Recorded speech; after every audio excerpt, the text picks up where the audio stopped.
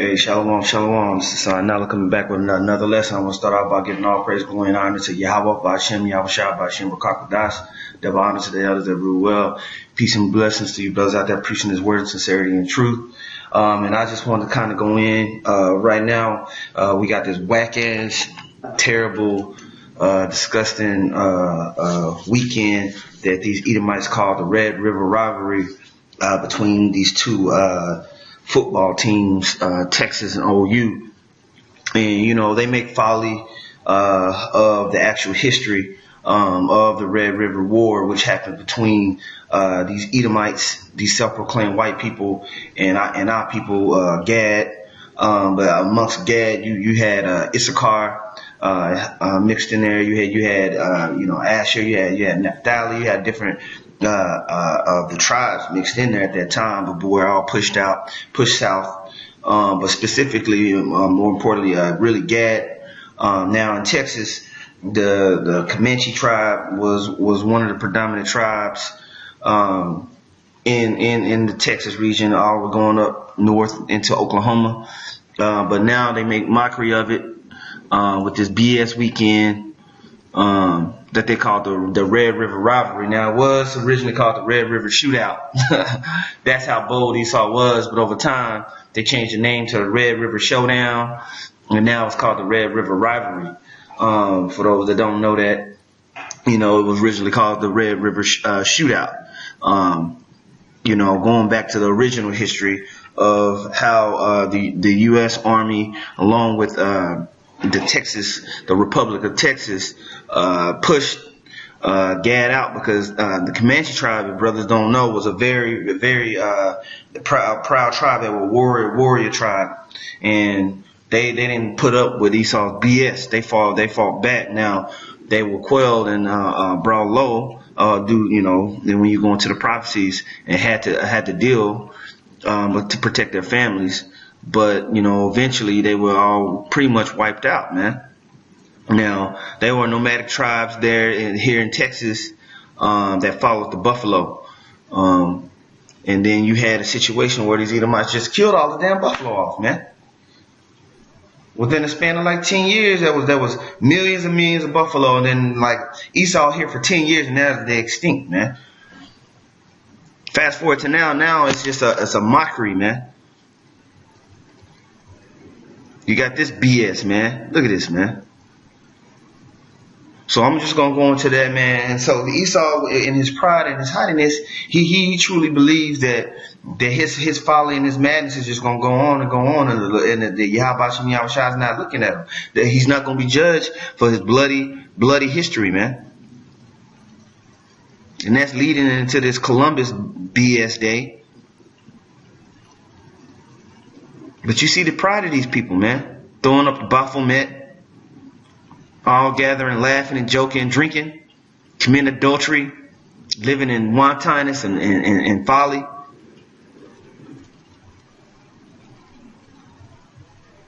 Meanwhile, there ain't no more Gadites around, man. There's only a small piece of them, man. Because this man killed everybody, man. So there's going to be a major payback for the pride and the haughtiness of this man. Okay? So just to read a little bit of the history, man. Just going into it, this is the Red River War. This is the real history of it. Okay? On Wikipedia now, I could go into a whole bunch of different articles, but I don't need to, man. You brothers can do your research on your own. I'm not going to make this too long. Okay? This weekend, I hate this weekend. These people come in, doing all the BS. I just stay in the house, man. It vexes me. The Red River War was a military campaign launched by the United States Army in 1874. Now, before that time, before 1874, see, this was light work. If you go back 100 years, they were decimating the so-called Native Americans, man, all over the United States, but chiefly in the regions of the South, Midwest, going all the way up into the Dakotas, man. Now you had the Seminoles, Reuben, they were getting decimated over there in the areas of Florida, all the way up into Tennessee, okay?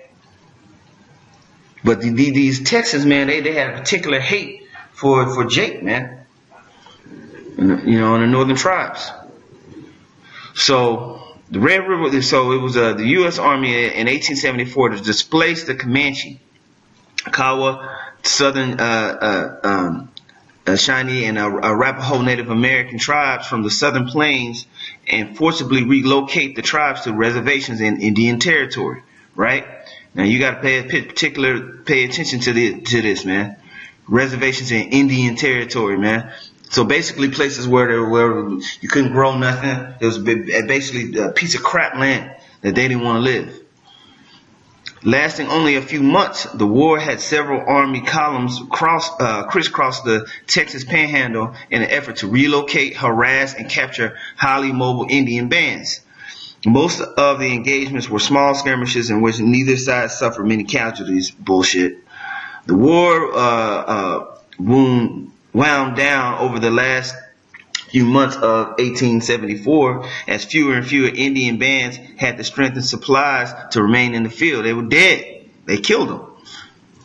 Though the last significantly sized group did not surrender until mid-1875, the war marked the end of the free-roaming Indian populations on the southern Great Plains. Okay? Just reading on down. Okay? It says the war. During the winter, a spiritual leader named Haughty emerged among the Haughty band of Comanches. Pay attention to these names. Really, real close Hebrew ties. Haughty claimed to have the power to render himself and others invulnerable to their enemies, including to bullets, and was able to rally an enormous number of Indians for a larger rage. Now, this Israelite, Haughty, this Gadite, he was considered like a prophet. Okay, like when you look him up, I think I got it pulled up. Yeah, Haughty, he's a Comanche. Okay, I mean wolf or coyote. Tie vagina. Okay. Basically, he was born of a wolf. Okay.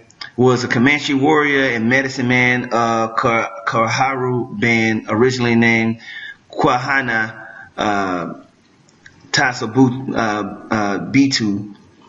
White Eagle, after a debacle of the Adobe Walls, which that was another skirmish, on June 27, 1974, for which he was blamed, and he was known as Haughty.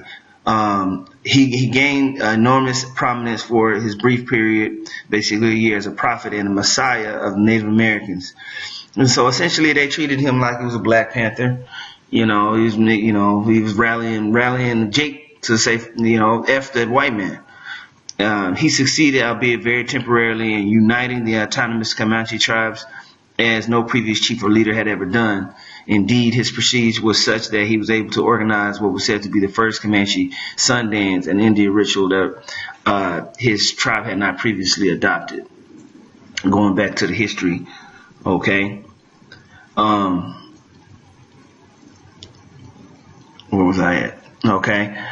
Yeah, Haughty claimed to have power to render himself invulnerable to their enemies, including bullets, and he had gathered the Indians. Also, a shift occurred with the political structure of the Kawa, bringing the war factions, okay, into a greater position of influence than they had previously.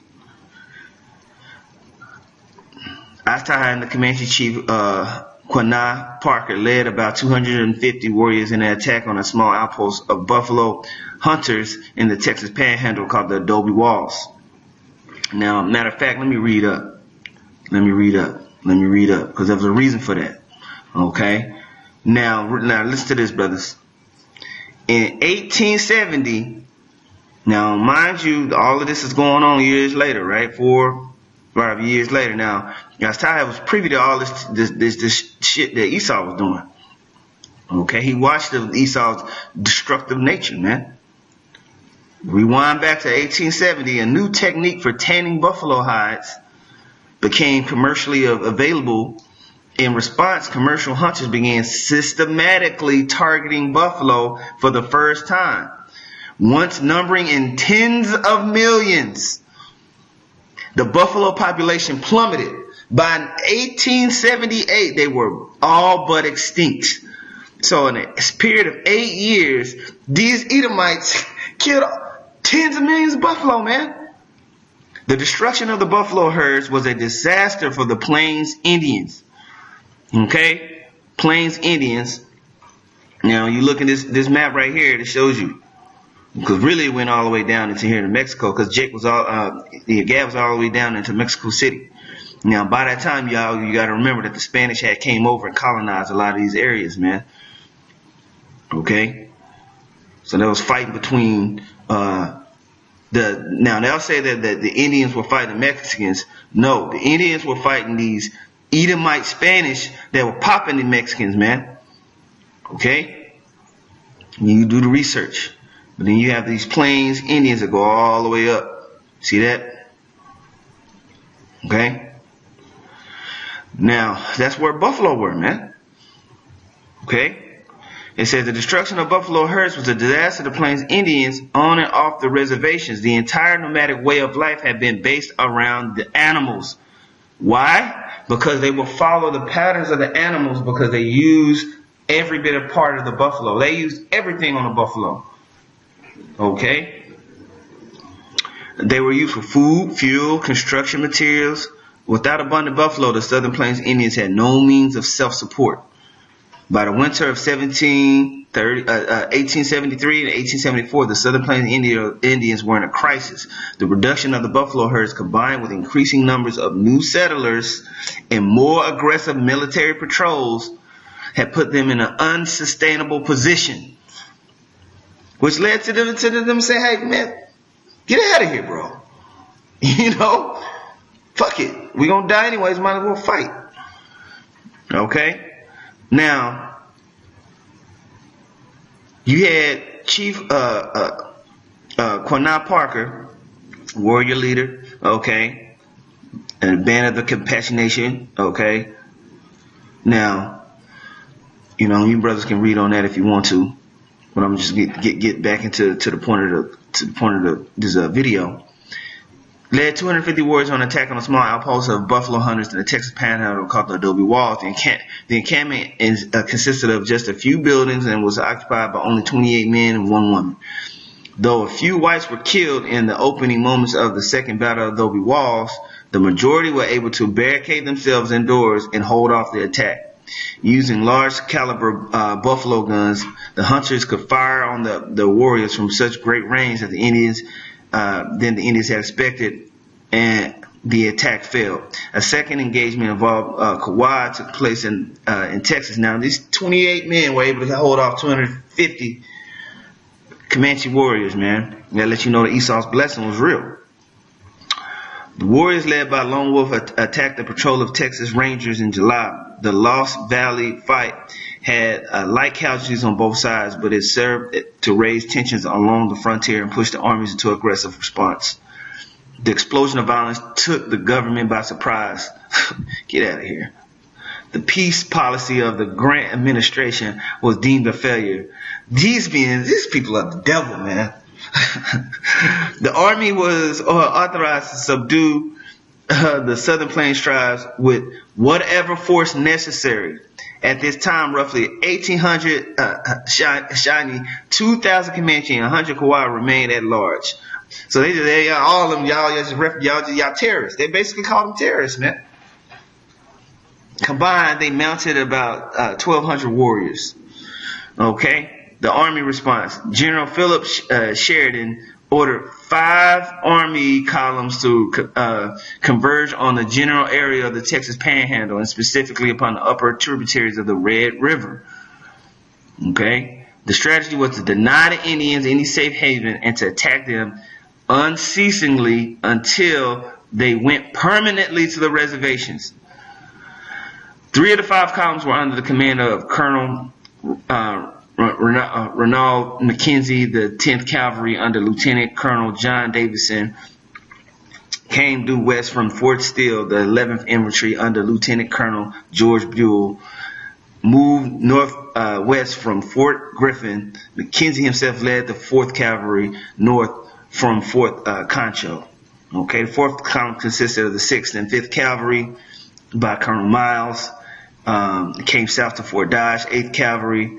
Basically, they were surrounding these guys. Okay, as many as 20 engagements took place across the Texas Panhandle. Okay, brothers don't know what the Panhandle is. If you look right here, that red area, that's the Texas Panhandle. Okay, it's right where Oklahoma and Texas, bordered it. Okay. Now, let's see if it shows the map. Okay, no, don't show the map. I wanted to see. Okay. Now, the army consisted of entirely of soldiers and scouts and sought to engage the Indians at any opportunity. Indians traveling with women, children, and elderly mostly attempted to avoid them. So they weren't even fighting back, man. When the two did encounter one another, the Indians usually tried to escape before the army could force them to surrender. However, even a successful escape would be disastrously costly if horses, food, and equipment had been left behind. By contrast, the army and its Indian scouts, coons, had access to essentially limitless supplies and equipment that frequently burned anything that they captured from retreating Indians and were capable of continuing operations indefinitely. The war continued through the fall of 1874, but increasing numbers of Indians were forced to give up and head to Fort Steele to enter reservation systems, man. Okay? So this Red River rivalry, man, the Red River War officially ended in June 1875 when Quan Parker and his band of the Quahada B. Comanche entered Fort Steele and surrendered. They were the last large roaming band of southwestern Indians. Combined with the extermination of the buffalo, the war left the Texas Panhandle permanently open to settlement by farmers and ranchers. It was a final military defeat of once powerful Southern Plains tribes and brought the end of the Texas Indian Wars. That's the history of this BS weekend. Esau decimating our people, man. And now they live deliciously in their pride and wickedness, celebrating it every single year, making a mockery of these tribes, man. But you got niggas going out there getting woo, woo, boomer, sooner, woo. When it was Esau putting the foot up your ass, man.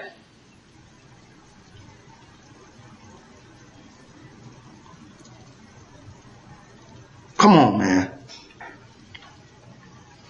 Grab a few scriptures, man.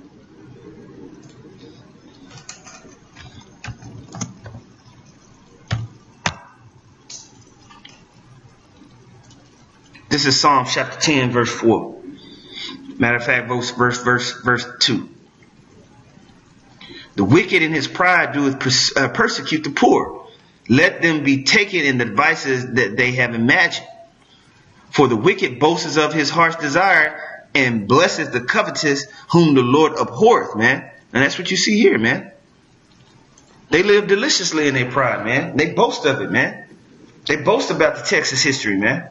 And Texas Revolution, all those wars and destroying of our people. The wicked through his pride of his continence, and that's what you see, man. The pride of his continence. Look at this, man. You can't tell me this loser ain't prideful, man.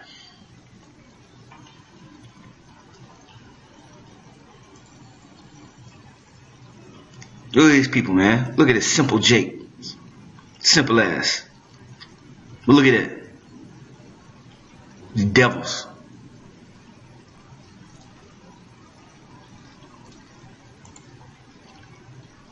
Right? It says, the wicked through the pride of his countenance will not seek after Yahweh. Yahweh is not in all his thoughts, man. The Most High ain't in these people's thoughts, man. And Most High ain't in these people's thoughts. They ain't worried about the true history of the Red River rivalry and how disgusting it was, man. Okay? And that's why the Lord is going to destroy these Edomites, man. He's going to put them down, man. And it's going to be beautiful. We ain't got to worry about Esau's ass no more, man. Zephaniah chapter 3 verse 8. It says, therefore wait ye upon me, saith Yahweh, until the day that I rise up to the prey, for my determination is to gather the nations. And that's what the Lord's doing now. He's gathering the nations. He's gathering the nations all in the Middle East, okay, and all across the four corners of the world, that I may assemble the kingdoms to pour upon them my indignation, man. Even all my fierce anger for all the earth shall be devoured with the fire of my jealousy, man. And those nuclear missiles are going to destroy all these other nations, man. Chiefly you Edomites. For then will I turn to the people of pure language, man. We're going to go back to their Hebrew tongue. They may all call upon the name of Yahweh to serve him with one consent. From beyond the rivers of Ethiopia, my suppliants, even the daughter of my dispersed shall bring my offering. In that day shalt thou not be ashamed for all thy doing, wherein thou hast transgressed against me. For then I will take away out of the midst of thee them that rejoice in pride, man. So all of these people are going to be taken away, man. All the way up to the top. Okay? Because they rejoice in their pride, man. They rejoice in their history. They rejoice in their destruction of our people. And thou shalt no more be haughty because of my holy mountain. Okay? So the haughtiness, you know, basically the high-mindedness, you know, they believe they you know, you go look up that word that goes into how they think themselves high or excellent. And pride, lofty, you know. Okay? So the Lord's going to take that away. And it's going to be a beautiful thing, man. And then he's going to take it away in destruction. He's going to destroy the haughty and the proud. Okay? This is Isaiah chapter 13, verse 11. It says, I will punish the world for their evil and the wicked for their iniquity. And I will cause the arrogancy of the proud to cease. And I will lay low the haughtiness of the terrible. Okay? And that's what's going to happen to these people, man. Proud as Edomites and these other nations are going to be taken down, man. Because Esau does his wickedness. He doesn't consider the Most High, man. He doesn't consider that he's going to be judged for his deeds. You know, a good example of that is Antiochus, man. Matter of fact, let me grab it. There's an example of that in the Maccabees.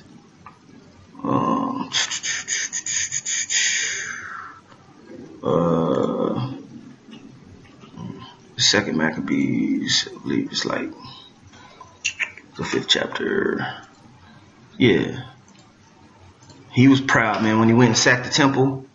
You know, came in. He wasn't thinking that the Most High was going to judge him. This is 2 Maccabees chapter 5.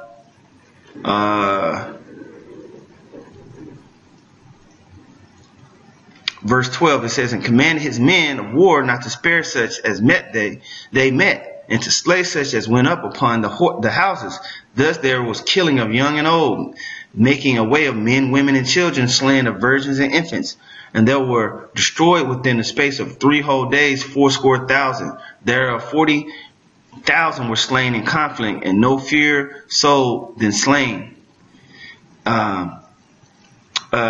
Yet was he not content with this, but presumed to go into the most holy temple of all the world, Menelaus, that traitor to the laws, and to his own country, being his guide, and taking the holy vessels and polluted hands, and with profane hands putting down the things that were dedicated by other kings to the augmentation and glory and honor of the place, he gave them away.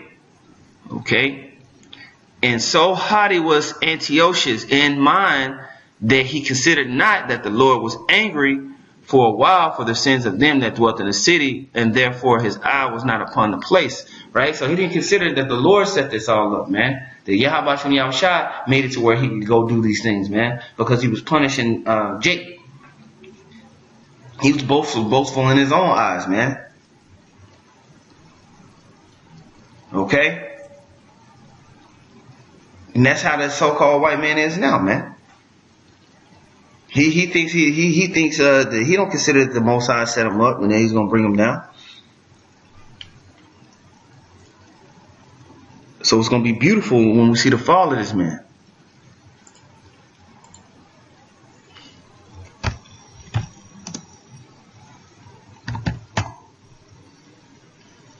This Proverbs chapter 21, verse 24.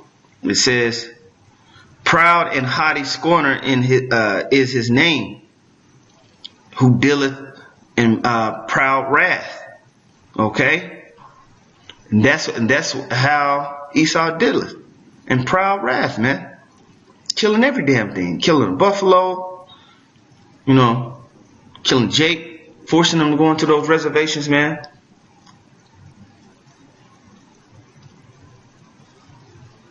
So the Most High is coming back via Yahushua, and he's gonna rain terror on the proud, man, for all their wicked dealings. This is Proverbs 16 and 18. It says, "Pride goeth before destruction, and a haughty spirit before a fall. Better is it to be of a humble spirit with the lowly than to divide the spoil with the proud." Okay. And with that, I want to give all praise, glory, and honor to Yahweh, Ba'Shem, Yahushua, Ba'Shem, Rakakwadash, double honors to the elders that rule well. Peace and blessings to you brothers out there preaching his words, sincerity and truth. Shalom.